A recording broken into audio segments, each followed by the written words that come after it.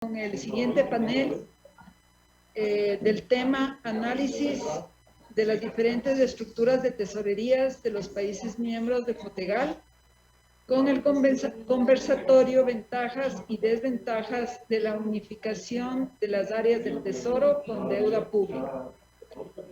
El moderador de este panel es David Santos Ruano. Él es especialista senior en el sector público del Banco Mundial. Está a cargo de asesorar y supervisar todos los proyectos de gestión financiera pública en Latinoamérica. Adicionalmente, él brinda asistencia técnica en países como Ucrania, Moldova e Indonesia. Él es ingeniero en sistema y máster en administración de negocios con más de 18 años de experiencia, implementando reformas de gestión financiera pública y transformación digital alrededor de todo el mundo. Previo a incorporarse al Banco Mundial, David asesoró proyectos de reforma de gestión financiera pública e implementación de sistemas de gestión financiera en América Latina, incluyendo México, Colombia, Guatemala, Panamá, Nicaragua, entre otros. Le damos la palabra a David y la bienvenida a David y a dos expositores, Claudia Martínez y Leandro Pusito.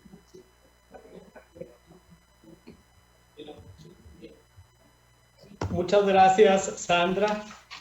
Primeramente, pues quiero agradecer a los organizadores de FOTEGAL y FOCAL por la organización de este evento. Para el Banco Mundial y de manera personal siempre es un gusto poder participar en este tipo de entornos donde podemos tener un intercambio de ideas, de conocimiento, de experiencias y contribuimos al desarrollo de la región, pero también aprendemos de la experiencia de todos los expertos invitados. Entonces, muchísimas gracias por la invitación a este evento. Este panel va a estar orientado a revisar las estructuras de deuda y tesorería. En particular, vamos a analizar la necesidad de coordinación entre ambas estructuras.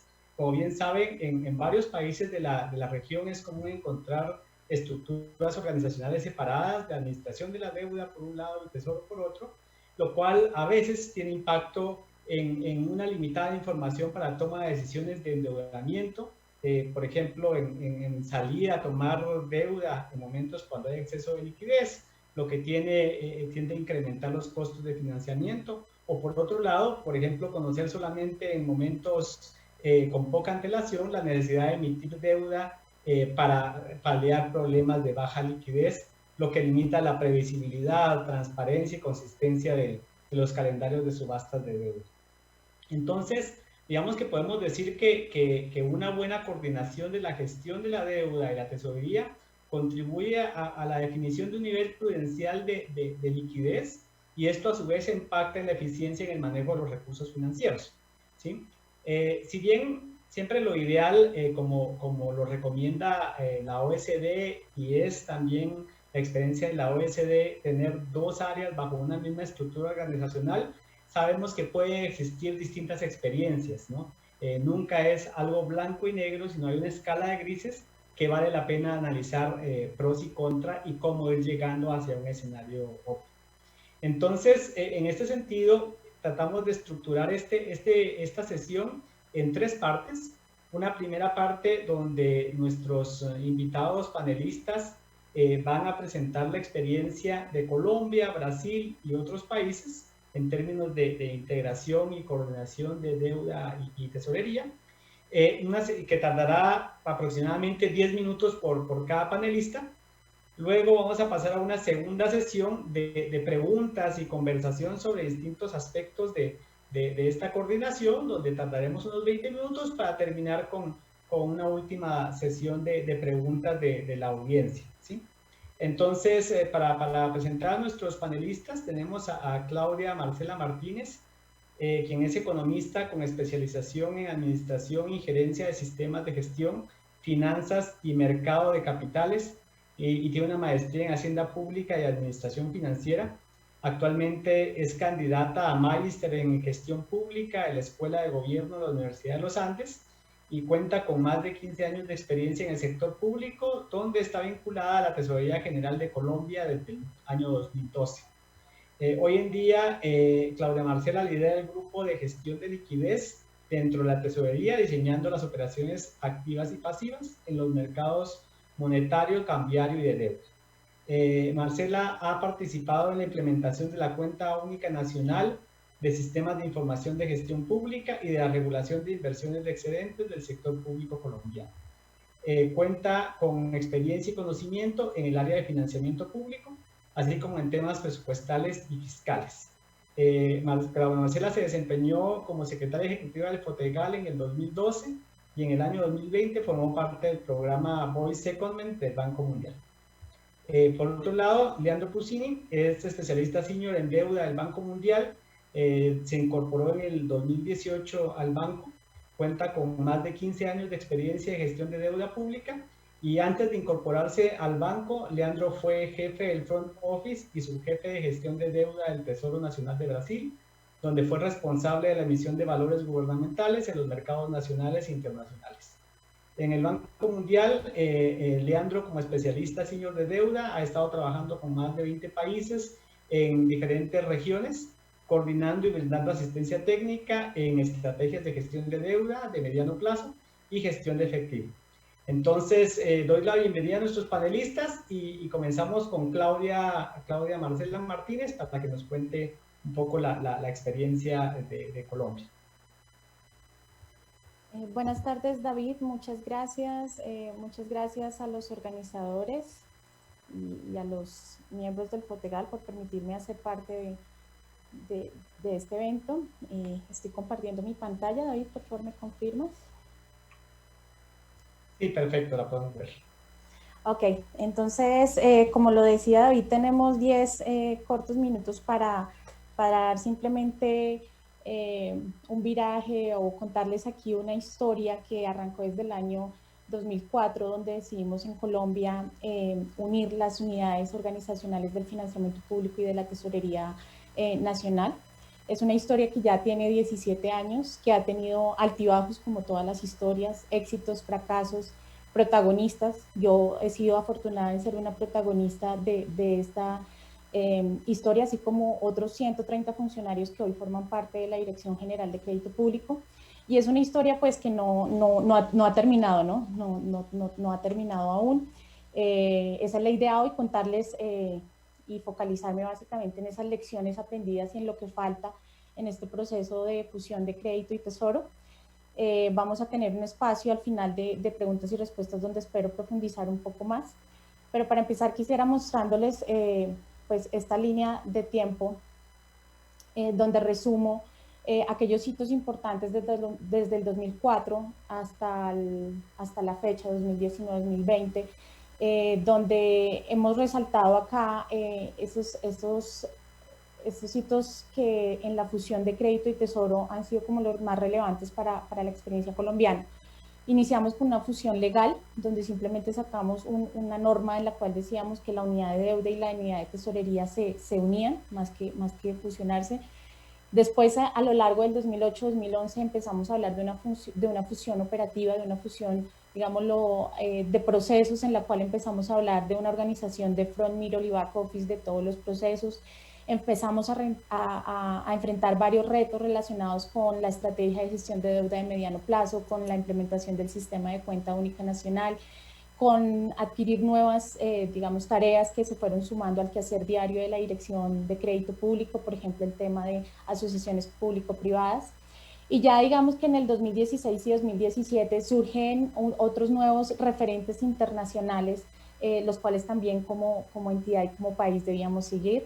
Entre esos la convergencia ANIC-SP, el modelo de estadísticas fiscales basados en MEF 2014, y empezamos ahí sí como a definir un poco más el tema del modelo de negocio que queríamos para afrontar estos nuevos retos.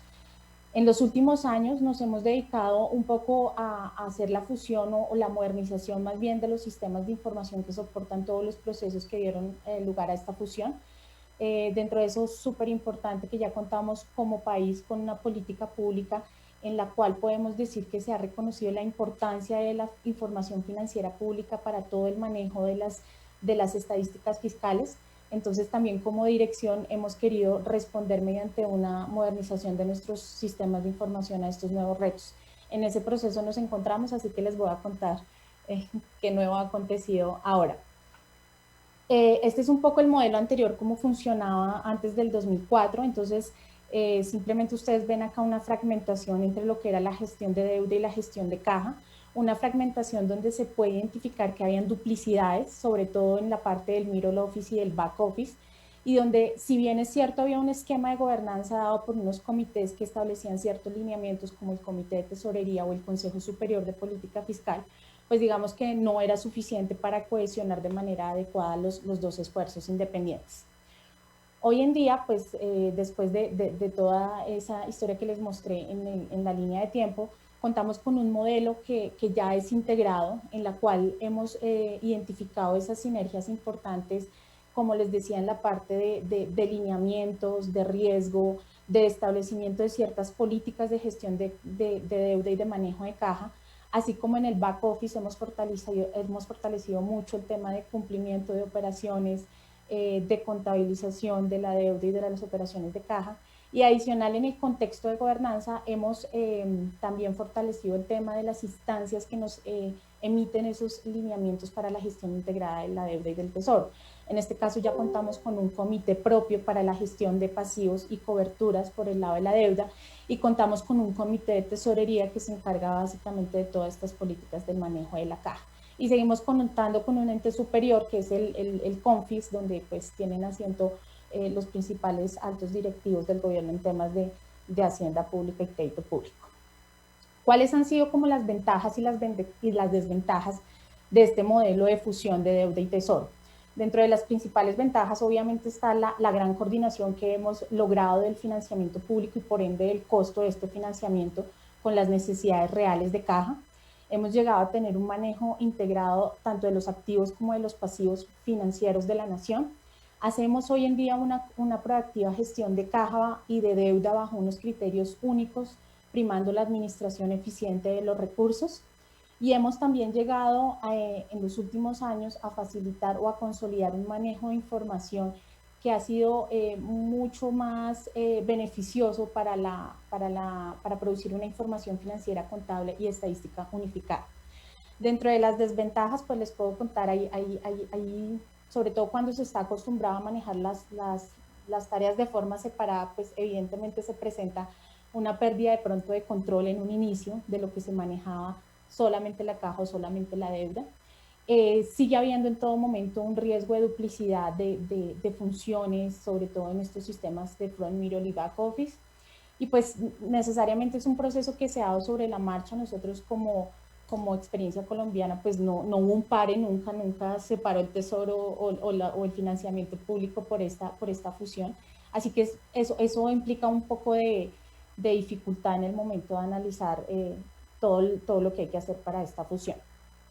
Este es nuestro, digamos, organigrama actual, cómo funcionamos. Como les decía, somos 130 funcionarios repartidos en 8 subdirecciones. Somos la dirección más grande hoy en día del Ministerio de Hacienda. Dependemos del Viceministerio General y del despacho del ministro, así que pues junto con la parte presupuestal creo que somos el core del negocio de Hacienda. Y a continuación quiero contarles un poco, como les mencionaba, en los 2 últimos años estamos muy centrados en el tema de sistemas de información. Después de esa fusión legal y esa fusión administrativa, empezamos a pensar, bueno, cómo los sistemas de información realmente deben soportar ese modelo de negocio de front, middle y back office. Desafortunadamente teníamos un inventario de sistemas de información apoyando cada uno de estos procesos.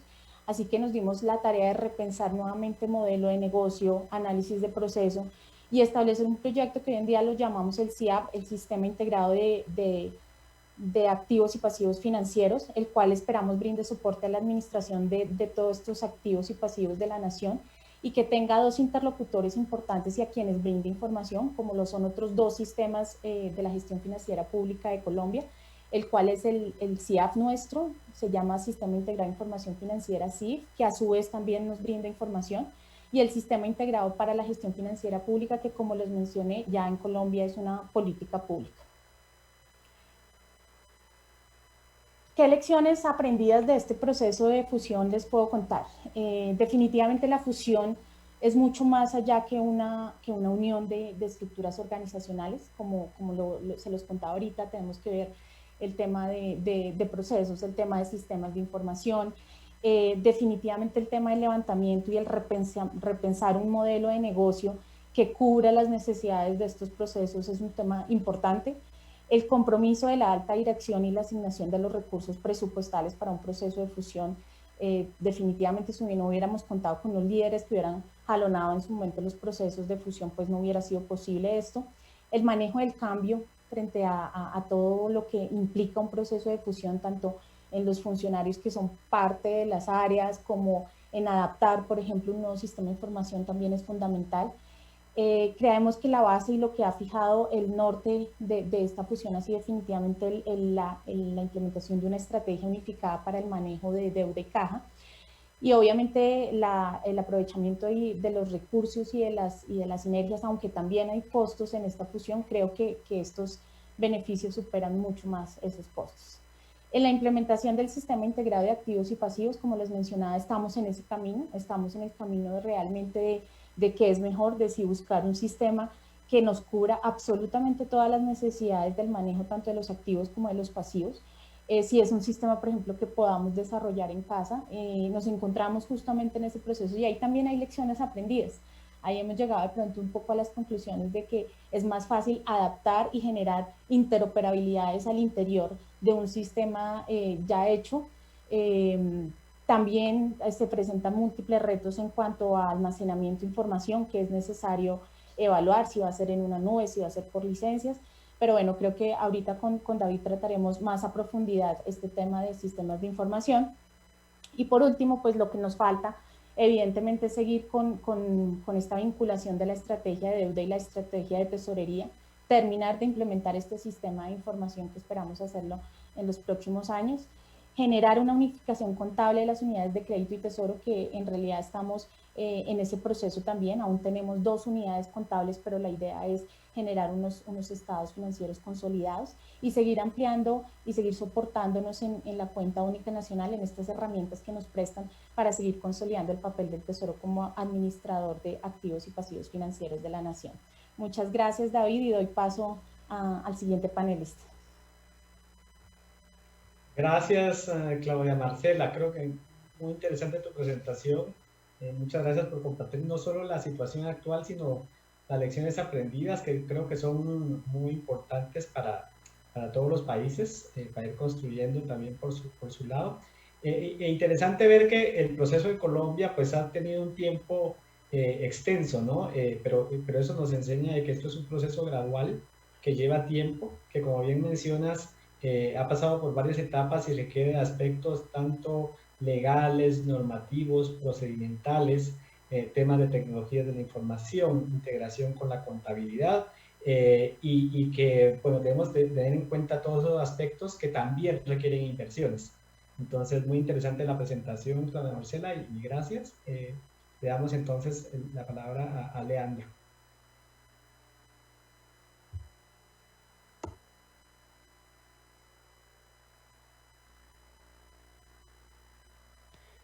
Gracias, David. ¿Pueden mirar mi pantalla? Y la vemos, Leandro. Si pudieras ponerla en modo presentación. Mejor ahora, ¿no? Ahora está perfecto. Perfecto. Muchas gracias, David. Muchas gracias a Fotegal también por la invitación para tratar de este tema de integración o coordinación de la gestión de caja y de tesorería. Mi presentación no voy a enfocar en un caso de un país específico, como fue el caso muy interesante de Colombia, pero más como un modelo teórico, cuáles son las sinergias, los conflictos que pueden tener entre la gestión de caja y tesorería. Y en el final de presentación yo voy a presentar algunos datos de algunos países seleccionados, incluso Brasil, que fue donde yo trabajé por muchos años antes de me juntar al banco. Entonces, antes de tratar de los modelos, acá solamente serían como o que nosotros consideramos los building blocks o los componentes de una gestión efectiva de tesorería, que son muy conocidos, como tener una cuenta única, desarrollar pronósticos de caja, la coordinación entre gestión de caja y tesorería, que es lo que yo quiero tratar en la presentación, una definición de un colchón de caja para después poder inversionar los recursos, el exceso de caja en el mercado, si así se decide. Pero la coordinación de caja y tesorería, ¿por qué es importante tener una coordinación entre la gestión de caja y de tesorería? Es exactamente para que las necesidades de financiamiento estén consolidadas en uno solo local, para evitar excesos de costos de emisión, de cargamento, porque se tiene por dos emisores, uno tratando de la gestión de caja y otro de la gestión de deuda, pueden tener transacciones opuestas, exposiciones a riesgos opuestas que no se desea. Entonces, se tiene una integración, puede tener un resultado más efectivo, pero la integración no es estrictamente necesaria. Puede alcanzar este objetivo también con una coordinación entre las dos áreas. Y también esta coordinación garantiza que haga una sincronización entre los flujos más largos, los pagos de deuda y los pagos de gastos corrientes, para que se puedan tener una coordinación entre las fechas también, cuando se definen las fechas de vencimiento de la deuda y los flujos largos de pagos y de ingresos también, cuando se habla de gestión de caja. En este slide, básicamente, para tratar, Marcela ha mencionado algunas sinergias entre la gestión de tesorería y deuda, y la principal es porque, en la verdad, el objetivo es lo mismo. Las dos funciones quieren obtener los recursos necesarios para financiar las despesas, sea acima o abajo de la línea, pero es importante tener los recursos cuando necesario. Pero el enfoque, el horizonte es un poquito diferente cuando se tiene las dos funciones. La gestión de caja tiene un horizonte más de corto plazo, un foco más específico en riesgos de liquidez, de crédito, cuando se inversiona exceso de caja en el mercado. Mientras tanto, la gestión de deuda tiene un foco en un horizonte de más mediano y largo plazo. Toma cuenta más de los riesgos de refinanciación, de tasa de interés y cambio. Entonces, Marcela ha mencionado también la estrategia de deuda de mediano plazo, que es como el foco principal de la gestión de deuda, es más una estrategia de mediano y largo plazo. Y es exactamente esta diferencia de horizontes donde puede aparecer algunos tipos de conflictos, que voy a intentar tratar también. Pero un vistazo general es que o que se desea y o que no se desea cuando nosotros hablamos de las dos funciones, de gestión de caja y de tesorería. Claro, no se desea, o que se desea es que se hagan los pagos de las obligaciones en días y que no se tenga una acumulación de retrasos y multas, que se tenga un uso efectivo de los recursos. Entonces, es porque es tan importante tener los recursos consolidados en la cuenta única y las necesidades de financiamiento también consolidadas y conocidas de una manera integrada, para que se pueda minimizar todos los tipos de costo y riesgo, los riesgos que se quieren minimizar y los costos, sea los costos de financiamiento, sea los costos de cargamento de la caja. Y todo esto está, claro, vinculado a administración presupuestaria. Entonces, la gestión de caja no debe ser vista como algo para limitar los gastos, pero debe ser algo para cumplir lo que está definido en el presupuesto. Entonces, hay también una vinculación con las metas fiscales, un acompañamiento de los dos lados para el cumplimiento de estas metas. Y un punto que Marcela llamó atención también para la gestión integrada de activos y pasivos, especialmente cuando se tiene una actividad más frecuente en el mercado para inversionar el caja y para también levantar los recursos necesarios para la gestión de caja y para la gestión de deuda. También es importante tener una coordinación muy próxima para se tener una gestión integrada de activos y pasivos.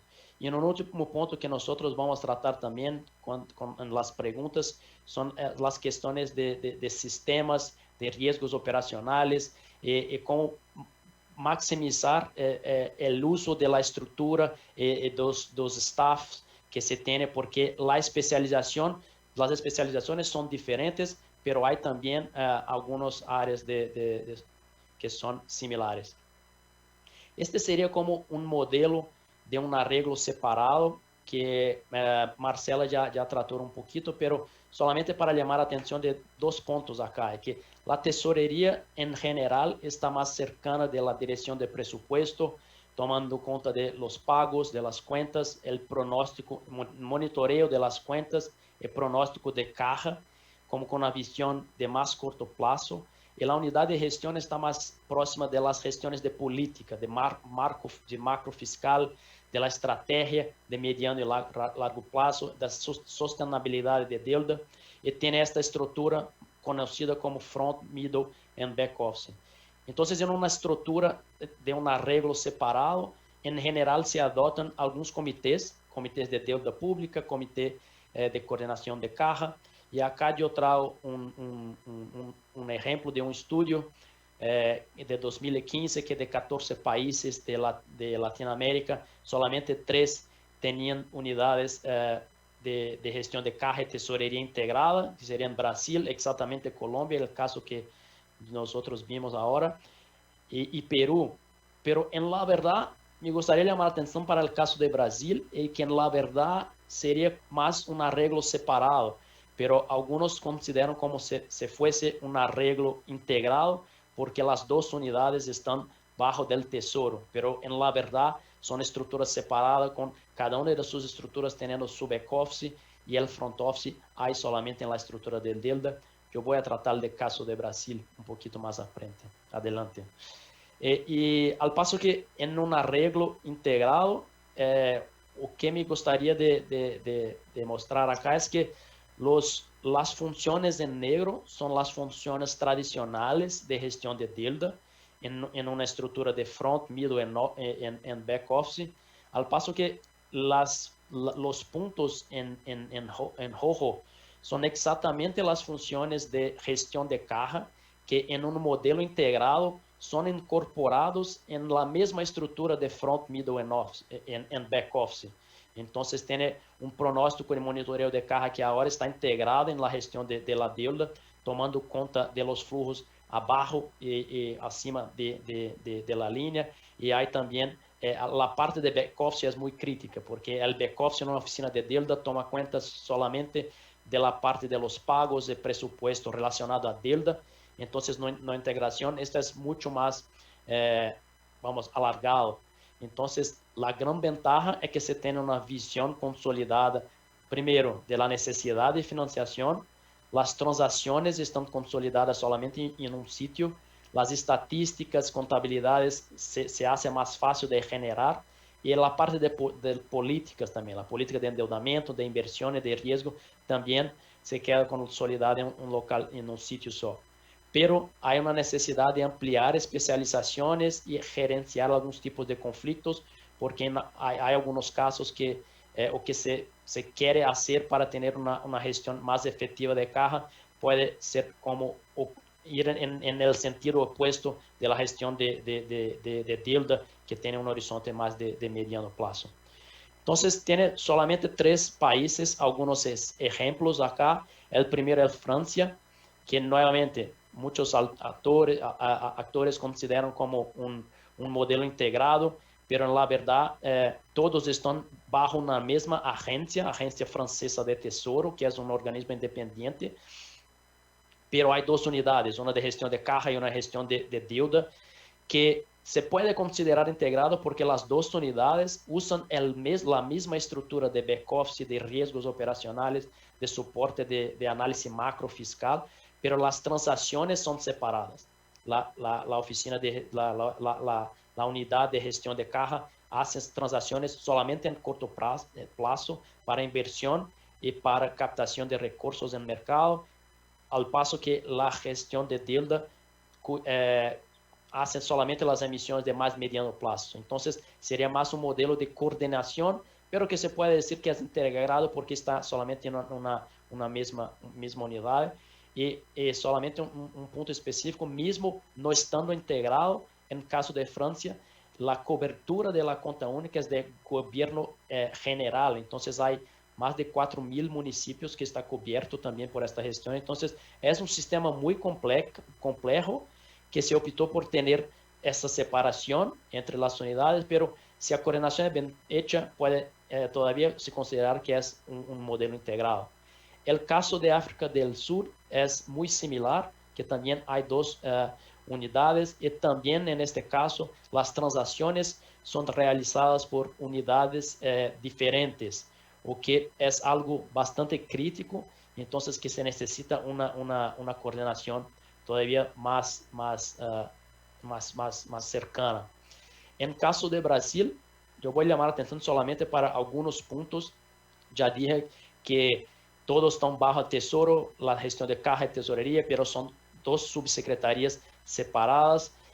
Un aspecto muy específico de Brasil es que hay una subcuenta bajo la cuenta única de Tesoro exclusiva para el refinanciamiento de la deuda y todo el caja excedente es invertido en el Banco Central. Entonces, de un lado no hay una actividad muy frecuente en el mercado, no hay la inversión y como hay una separación de los recursos para la deuda, la parte de front office es toda hecha por la oficina de deuda, mismo cuando hay una necesidad de financiación de gastos corrientes. Y la coordinación entre las dos áreas se hace básicamente por el Comité de Programación Financiera, que fue creado como a 4 o 5 años atrás, y el back office de la oficina de deuda es miembro, y es donde los pronósticos de caja y la coordinación es hecha de una manera más cercana.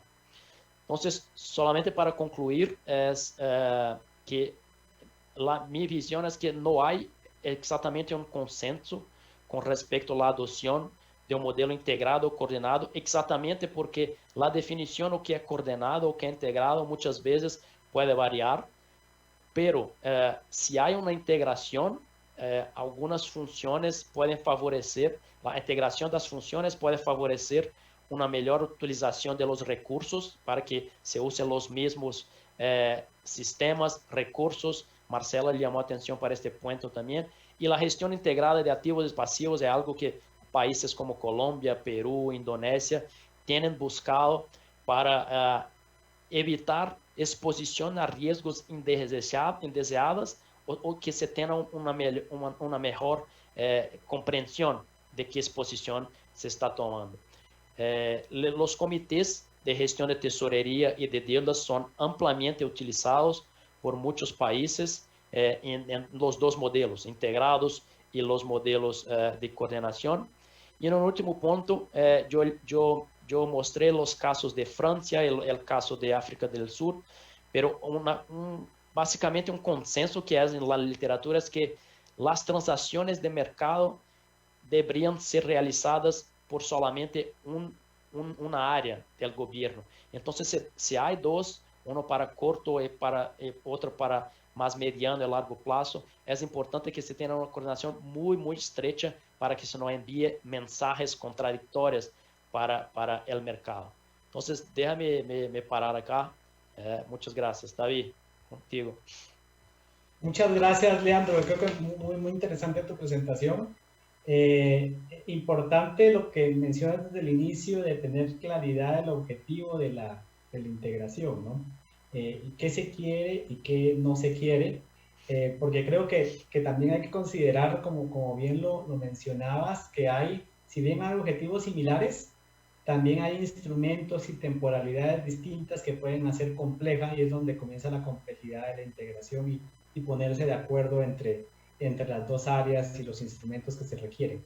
Entonces me parece muy interesante esto y sobre todo el tema de que no hay un consenso realmente si lo que se requiere es una integración organizacional de estructura o una coordinación de funciones, procesos y estos temas. Yo creo que esos temas son fundamentales para nuestra siguiente sección, va a ir orientada un poco a dialogar, a hacer unas preguntas para generar el diálogo y opiniones de ustedes como expertos en el tema. Quisiera aprovechar igual para comentarle a toda la audiencia que pueden ir escribiendo sus preguntas en el chat para también abordarlas al final de esta sección. Entonces, digamos, ya entrando un poco en la conversación, Claudia Marcela y Leandro, creo que es claro que no hay un modelo único de integración, ¿no? Lo podemos llevar por un tema organizacional, que la OECD menciona, algunos países de la OECD mencionan, es un ideal, también puede hacerse de otras formas. Pero si analizáramos el tema de lograr esta coordinación por medio de una integración institucional u organizacional, mi pregunta sería para ustedes, ¿en qué situaciones creen que aplica? Cuando no aplica, y qué problemas puede solucionar la integración institucional organizacional y cuáles no, cuáles se requieren otros instrumentos para solucionar estos problemas. Si quieren, comenzamos con Claudia Marcela para que nos dé su opinión desde su experiencia en Colombia, cómo ve este tema. Ok, pues definitivamente sí, en qué casos debe haber o no una fusión. Yo diría que eso depende mucho de la coyuntura específica de país que se maneje, de organización, de estructura institucional que tenga cada una de las áreas de deuda y tesorería de cada país. Y también diría que eso depende de si hay algunos asomos o dificultades de descoordinación, ¿sí? Porque como si bien lo decían Leandro en su presentación, pueden haber unos países que así lo manejen de forma separada, tienen una gobernanza tan fuerte, ¿cierto? Y tan cohesionada a nivel ya sea porque dependen las decisiones de una sola cabeza o porque hay, digamos, unos comités intermedios que se encargan de fijar esos lineamientos. Yo diría que donde no hay esos asomos de dificultades y la coordinación es evidente, pues no habría necesidad de ello. En todo caso, digamos que haya una estructura separada o no, definitivamente el compromiso de organización y la coordinación de las cabezas es súper importante. Que requiere tiempo, en eso estamos de acuerdo. Tal vez así funcionen figuras cohesionadas, pueden haber siempre mejoras no solamente porque estas estructuras van cambiando en personas, se van mejorando los procesos, van adquiriendo nuevas, por ejemplo, tareas como en el caso de nosotros que nos han ido, después de la fusión nos han ido asignando muchas más funciones. Entonces, igual requiere de un mantenimiento, llamémoslo así, de un mantenimiento para lograr que, en definitiva, la coordinación siga funcionando. Gracias, Claudia Marcela. Leandro, no sé cuál es tu opinión al respecto. Sí, claro. Solamente para reforzar lo que yo he dicho en la presentación, la verdad me parece que la integración hace sentido cuando la coordinación no funciona bien, cuando se ha intentado hacer la coordinación con, por ejemplo, separación de los instrumentos para la captación. Hay muchos mercados, principalmente países de baja renta, que en la verdad no inversionan ninguno de los cajas. Entonces, me parece que cuanto más activa es la gestión de caja, puede hacer sentido tener una integración porque hay especialización en la oficina de deuda, en tratar con los mercados, y lo que yo trataba con relación a tener solamente un actor tratando con los mercados para invertir los recursos y para hacer las captaciones también. Pero hay una cuestión, como usted mencionaba, David, de organización institucional, porque en muchos países los recursos son escasos.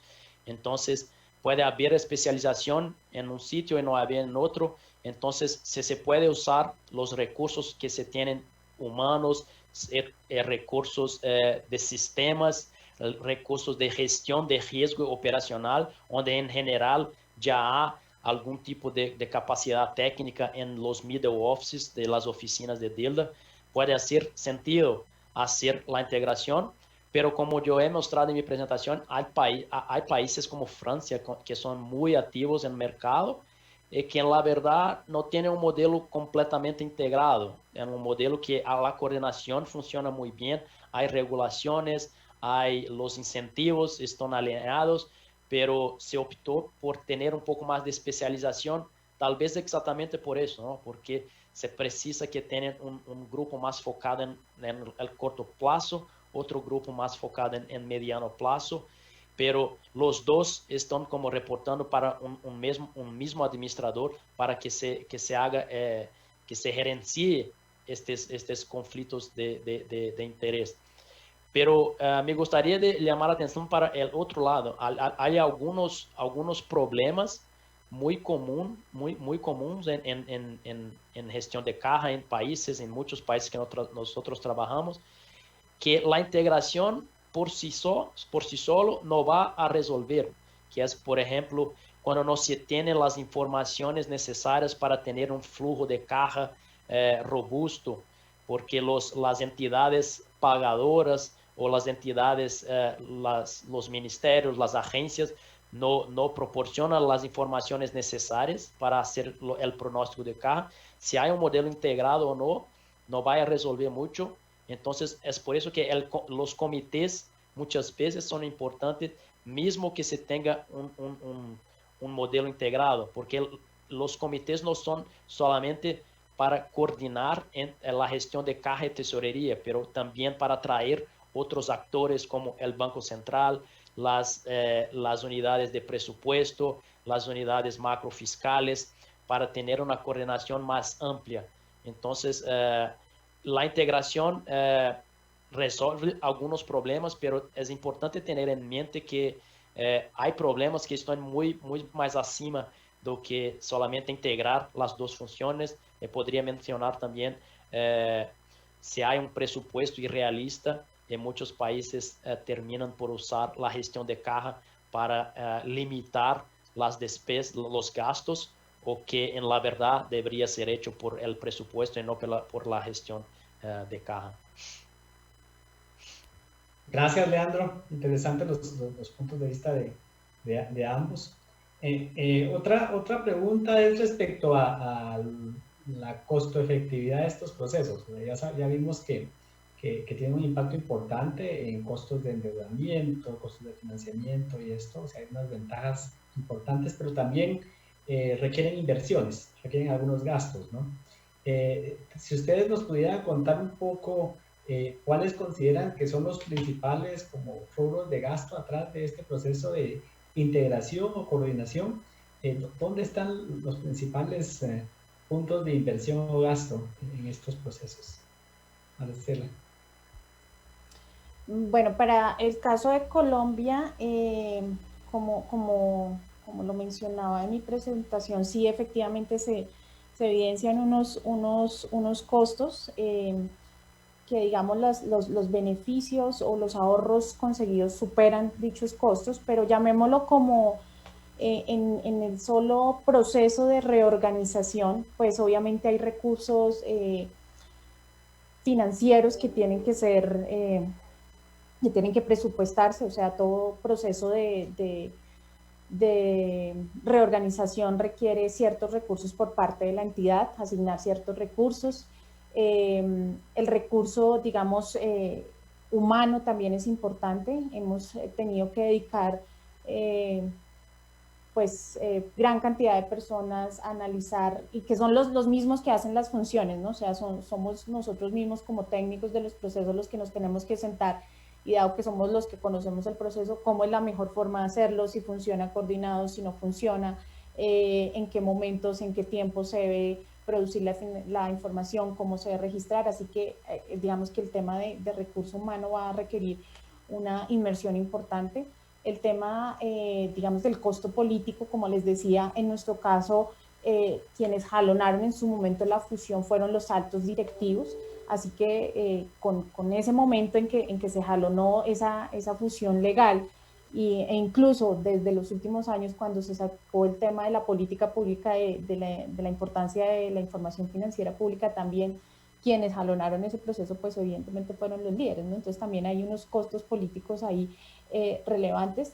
Y pues ahorita que nosotros, por ejemplo, nos encontramos en el tema de adquisición de un sistema de información, pues ya se requieren unas inversiones muchos más grandes. Estos software de mercado, pues son software especializados, son software que muchas veces manejan ese nivel de bancos muy grandes, de estructuras gigantes de tesoro. Entonces, en realidad ese tema de unificación de sistema también han requerido inversiones importantes de recursos.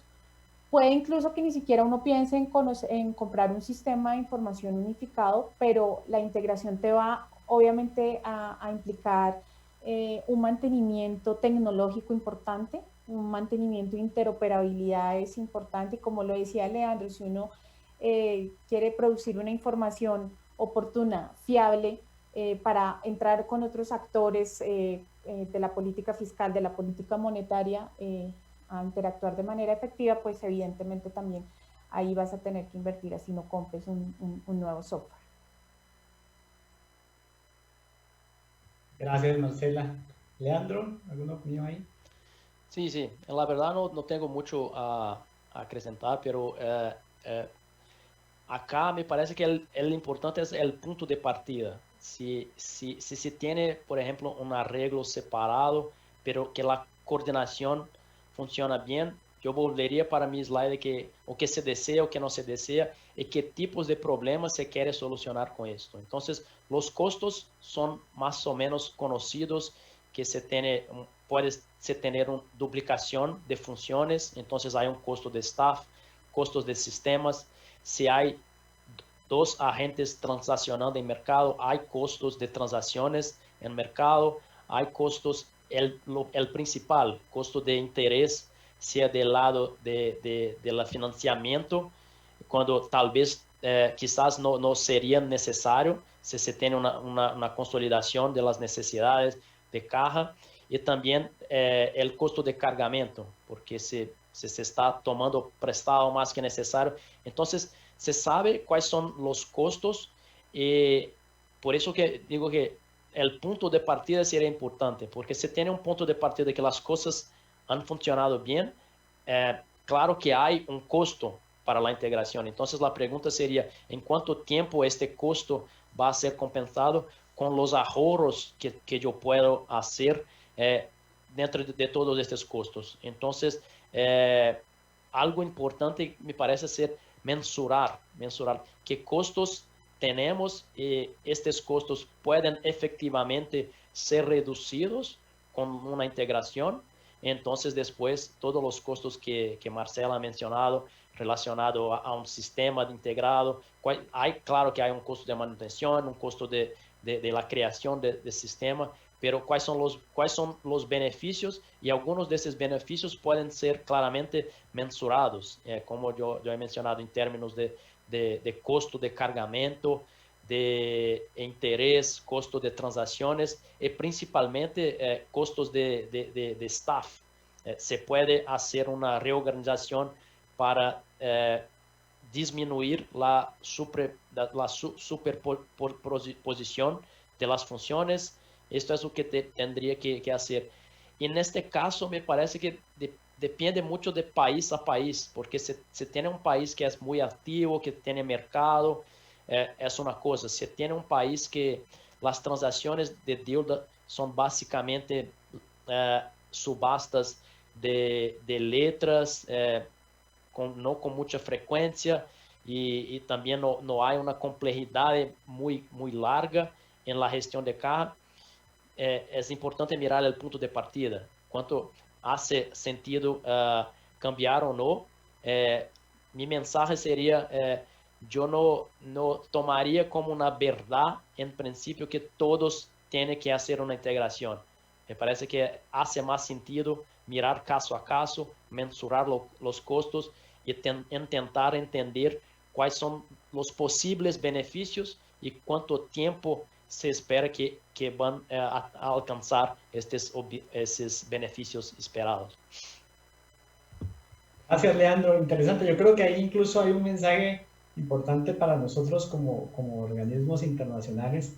Muchas veces cuando uno llega a los países, hay un susto por las inversiones que estas reformas requieren, ¿no? Invertir tantos millones en un sistema de información, en capacitación, en reformas, y no se tiene en mente el impacto de beneficios que tienen. Yo creo que hacer este tipo de análisis, tal vez regionales, de los beneficios respecto a los costos de estas reformas puede ayudar a motivar un poco en la región también este tipo de reformas. Muy interesante. La última pregunta, antes de pasar a las preguntas de la audiencia, sería, ya hablamos de que, digamos, una integración institucional por sí sola no solventa todos los problemas si no hay unos flujos de información adecuados, ¿no? Pero también un sistema de información por sí solo no solventa los problemas si no tengo una estructura que la respalde. Entonces, una pregunta tanto compuesta sería, ¿cuáles consideran ustedes que son como esos puntos habilitantes que deberían estar para poder comenzar este tipo de reformas y el rol que las tecnologías de la información juegan en esta reforma? Entonces, un poco combinada, sé que es larga, pero si pudiéramos dar una respuesta, Claudia. Vale, pues condiciones habilitantes, y yo diría sine qua non, no se puede dar un proceso de estos, es definitivamente el compromiso y la convicción de quienes van a tanto a liderar como a implementar el proceso de integración. Entonces, definitivamente los altos directivos tienen que estar convencidos, los técnicos asesores tienen que estar convencidos de que es un proceso que definitivamente es en pro del beneficio de toda la coordinación. La convicción también de, digamos, el personal de abajo es importante porque, como yo les decía, al final y al cabo son las personas que van a estar en el día a día, van a tener que ejecutar los procesos integrados. Es el señor del BAC de Tesoro que se va a tener que fusionar con el señor del BAC de Deuda, el que va a estar en ese día a día. Entonces, esa convicción, y por eso yo hice hincapié mucho en mi presentación en el manejo de cambio, de no dejarlo de lado, porque ese factor humano es importante. Entonces, resaltaría esas condiciones habilitantes. Obviamente hay un status quo que hay que evaluar, o sea, ahí digamos, esas condiciones habilitantes partirán mucho del modelo que hoy en día se tenga en cada país, y cambiarán de acuerdo, obviamente, a cómo es la dinámica de este modelo y cómo se maneja el endeudamiento público y la tesorería en cada país.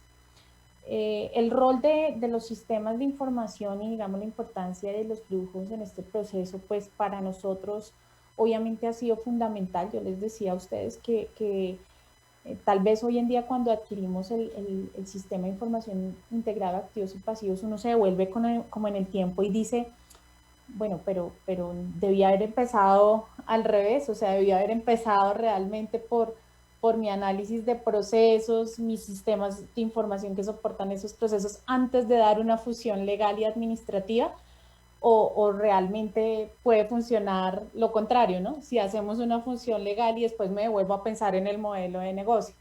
Entonces, precisamente eso es lo importante de las lecciones aprendidas, creo yo, porque nosotros sí tuvimos muchos reprocesos en todos estos 17 años. O sea, sí, efectivamente, tal vez uno dice, hay mejores formas de hacer las cosas, o un mejor orden, al menos para alcanzar el objetivo. Entonces, el rol del sistema de información, hoy en día nos damos cuenta que es súper fundamental, porque adicionalmente la deuda pública y el tesoro público producen una información importantísima para la gestión financiera de cualquier país. Entonces, son dos subprocesos que constantemente están alimentando los sistemas de información, tanto fiscales como monetarios, y en general los macroeconómicos del país, que definitivamente el rol que juegan, o digamos su interacción con otros sistemas, por ejemplo el sistema presupuestal, pues necesariamente demandan que estos sistemas donde manejamos la información de la deuda y la tesorería están en constante mejoramiento. Como lo decía Leandro, por ejemplo, un tema de fuentes de información, que tengan siempre las fuentes de información totalmente con la oportunidad y validez requerida, sobre todo, por ejemplo, el tema de pronósticos y de proyecciones. Entonces, también ahí el rol del flujo de información en todos estos sistemas definitivamente lo que hacen es mejorar esa coordinación. O sea, definitivamente si nosotros llegamos a unas instancias mucho más coordinadas en las cuales para producir un flujo de caja no tengo que esperar mucha información que se demora un determinado tiempo, que venga de la misma organización, por ejemplo, del endeudamiento público, pues obviamente los sistemas de información nos van a ayudar a que todo esto funcione de la mejor forma. Gracias, Marcela. Leandro. Y solamente para complementar, volviendo a mi punto de cuál es el objetivo de la fusión, si se desea hacer, cuáles son los problemas, porque nuevamente la integración puede facilitar la coordinación entre dos actores, pero hay muchos otros actores que están alrededor de la oficina de deuda, la gestión de deuda, la gestión de caja. Entonces, si no hay una coordinación entre las otras áreas, como de presupuesto, con el Banco Central, la integración no va a resolver esto. Entonces, me parece que condiciones habilitantes es que se tenga una coordinación bien definida entre todas las áreas y políticas, claridad en las políticas, la política de endeudamiento, la política de la gestión de caja, porque si hay funciones separadas, hay una razón para eso, ¿no? Para que se tenga especialización, para que se tenga un foco específico en actividades diferentes. Entonces, una vez que se decida hacer la función, estas políticas, esta coordinación tiene que estar muy clara, porque en la verdad, si no, puede perder el foco en un caso de uno en otro. Entonces el foco puede ser más en la gestión de deuda, más en gestión de caja, y la otra función se torna prejudicada, relacionada a otra. Entonces hay todo un arreglo de coordinación, definición de procesos, definición de políticas y de estrategias, que sería como un paso anterior. Y todos los pasos que algunos actores muestran como los pasos para tener una gestión efectiva de caja, hay como estadios de desarrollo, que los primeros son como establecer una cuenta única de tesoro para se empezar a hablar de gestión de caja. Entonces, hay países que todavía estamos discutiendo por qué es importante tener una cuenta única de tesoro, porque como esto facilita el pronóstico de caja, que es necesario para tener un pronóstico de caja eficiente, qué tipo de informaciones se necesita de las entidades gastadoras. Entonces hay algunos pasos que la gestión de caja y la gestión de deuda tiene que tener los pilares básicos para empezar a pensar y vamos a fundir, porque si los dos no funcionan bien, no tienen el básico, la fusión puede peorar la situación en la verdad, porque puede tener en la verdad una pérdida de foco. Y con relación a los sistemas, pienso que hay una posibilidad de tener como una alavancaje de usar menos sistemas, una integración. Claro que eso facilita mucho generar las estadísticas, la cuestión de la contabilidad, pero también la comunicación para recibir informaciones de otras áreas, para se comunicar con el mercado. Hay una serie de sistemas que no son solamente relacionados a registro, a contabilidad, a tener las informaciones, pero son sistemas de comunicación, como recibir y como enviar informaciones entre los actores de todo el proceso. Y estos sistemas, y no solo el sistema, pero el proceso de comunicación tiene que ser muy bien ordenado una vez que se decida hacer las fusiones. Entonces, claramente, los sistemas tienen un papel importante, y si se logra hacer una integración de suceso, pienso que puede haber algún tipo de ahorro con la utilización común de sistemas. Gracias, Leandro, Claudia Marcela. Vamos a pasar a la etapa de preguntas de la audiencia. Si Si quieren hacer preguntas, pueden hacerlas por el chat. Ya tenemos una pregunta, yo orientado un poco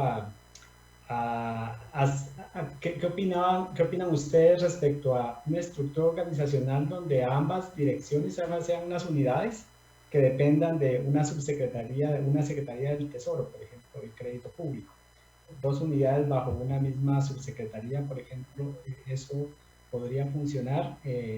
Y también hay un comentario que, aunque ya se respondió parcialmente, es si lo importante en términos de integración institucional es que exista una cabeza, un jefe, digamos, que dé línea a ambas unidades. Claudia o Leandro, quien quiera intervenir. Bueno, en relación con la primera pregunta, si pueden funcionar dos estructuras separadas bajo una misma cabeza, definitivamente sí. O sea, hay muchas experiencias en países donde funciona este tipo de estructuras. Incluso nosotros, digamos, en Colombia, antes de tener esta estructura fusionada, lo que sucedía era que el financiamiento público y el Tesoro Nacional estaban al mismo nivel y dependían del mismo viceministerio o del mismo digamos, jefe de cartera. Entonces, nunca en realidad pues fueron totalmente separadas. Como les decía, habían instancias también de gobernanza que hacían que, adicional de estar en una sola cabeza, las dos unidades, se presentaran instancias intermedias que pudieran emitir lineamientos en términos de estrategia y de políticas para que ambas unidades siguieran esas políticas y esas estrategias. Y así, digamos que funcionamos mucha de la primera parte de los años de fusión, porque para nosotros existía como una gobernanza limitada a un comité de tesorería, lo llamamos así aquí en Colombia, y el comité de tesorería emitía ambos lineamientos, tanto para el lado de caja como para el lado de deuda. Ya hoy en día, y dada la especialidad de las operaciones, por ejemplo, de las operaciones de cobertura de riesgos del pasivo, lo que hacemos es simplemente identificar que necesitamos otra instancia, la cual sea mucho más especializada en el manejo de deuda y de estas operaciones de cobertura. Así que lo que hicimos fue como ir creando esa gobernanza también para que funcionara mucho más coordinado el tema, pero definitivamente sí es posible ese tipo de estructuras.